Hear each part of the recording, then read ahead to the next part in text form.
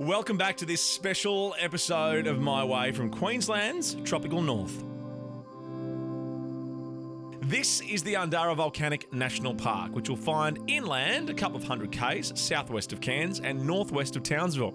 It was formed after the Undara volcano erupted some 200,000 years ago, blanketing over 1,500 square k's of the region, creating rivers of lava as it spread.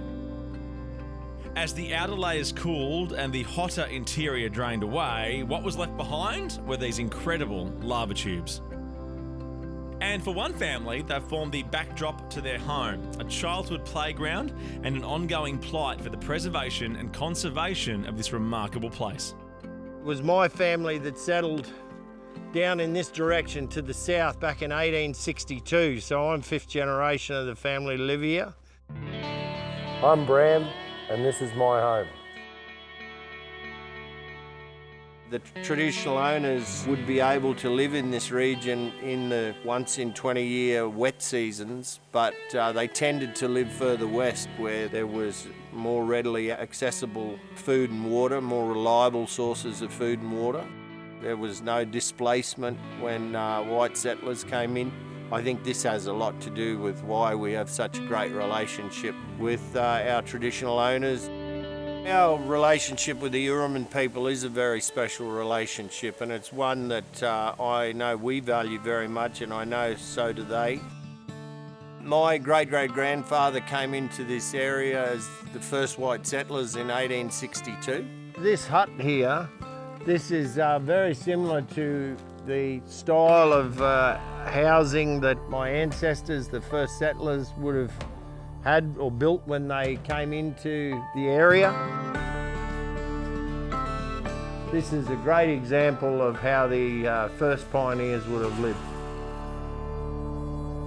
This land here was part of another cattle property to the north of Spring Creek that we acquired in 1899, and we ran this as a cattle property right up until 1988.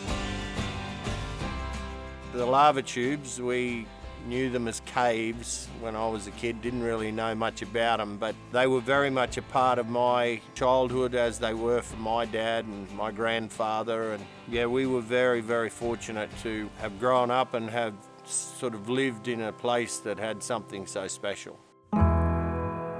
We opened this as a tourist operation in 1990, and by 1992 it had pretty much all become national park between 92 and 95.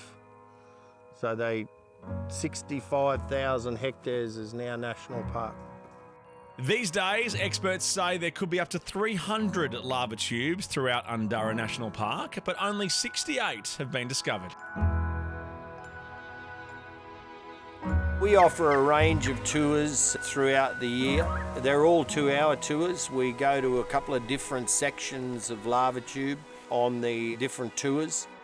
The majority of this system is undiscovered by humans, and when you think how many people there are in the world today, there wouldn't be too many places you could go that humans haven't had an impact. And often, you know, you'll see people that'll burst into tears. It's very powerful.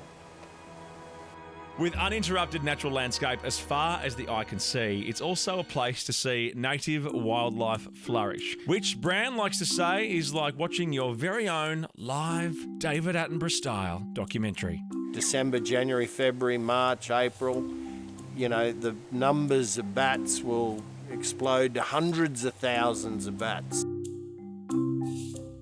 As the bats fly past, snakes, pythons, carpet snakes, they catch the bats and they eat them right there in front of you. And to be able to show that to people, it's life-changing. It just changes the way they think. Undara gives my family the opportunity to demonstrate to the world our value system.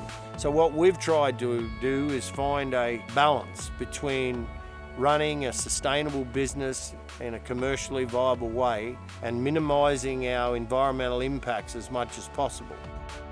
And to me, maybe that's what ecotourism is. If it's not, that's my goal, and that was my father's goal. We want to hand this on to the next generation, and it's as good, if not better, than when we took over the custodial role. While Queensland's national parks are currently closed, you'll be able to reconnect with nature when the travel restrictions have lifted. So head to the Undurra Experience website for info.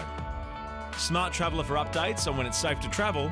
And of course, Queensland.com to start creating your own tropical North Queensland experience.